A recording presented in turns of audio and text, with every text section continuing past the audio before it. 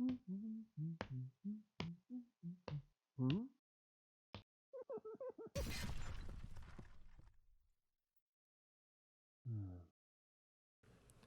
right, I've been playing some tank games, and you may have seen some of them. And some of those games I've played by myself, kind of testing out some tactics I was trying, especially with the Soviets.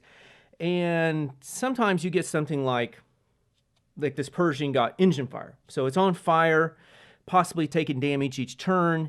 And sometimes when you're playing by yourself, you forget that that tank has this effect on it.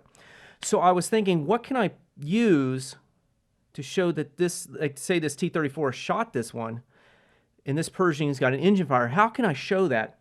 Well, one of the things I used when my tanks get destroyed is that. Well, I don't want to use something similar, like put this on the back, because then it looks like it's destroyed. So I wanted something different.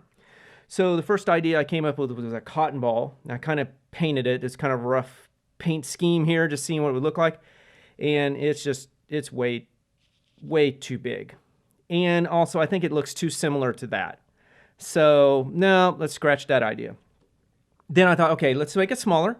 So I went with this one, and you know what? I'm not happy with how that turned out. I think it needed to be wider and maybe flatter or something. So I tried smaller, and I started painting it, and it just wasn't coming out like I wanted. No, this is not what I wanted.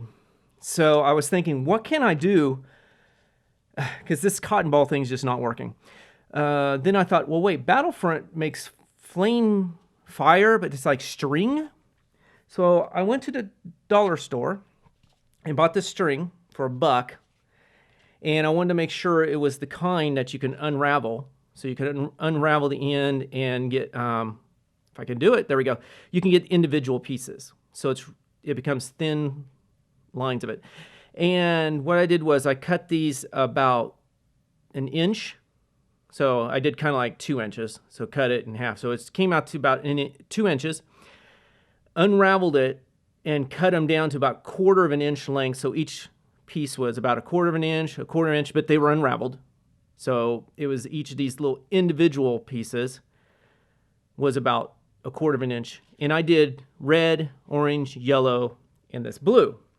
And I did double the yellow I did the other. So if I did 2 inches, 2 inches, I did 4 inches of yellow and then 2 inches of the blue.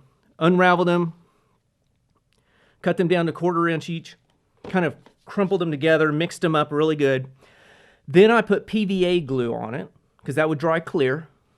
And then I used a toothpick to start raising it up. And what you get is something like that. So it kind of gives the effect that this is on fire. You know, like that. Now you can be really artistic, and let's put this T-34 on fire, and you can make a different one, something that looks totally different. If I can get it on there. There we go. So this T-34 is on fire. And you know, it can be pretty artistic with your toothpick, getting that to raise up how you want. And so now, let's take that one off. Say it's time for this one to move. Oh, wait, this is on fire. Oh, that's right. Let me check. So this way I don't forget. And if it's still on fire, it stays on there. If not, I take it off. And this is really cheap and easy to make because, I mean, this was $1 for this. Throwing down some PVA glue, mixing it up, mold it how you want, let it dry, and just sits right on there. So this is my idea for when you have an engine fire. So if you like this video or any of the others I've done, go ahead and subscribe and share with other people. And as always, have a good game.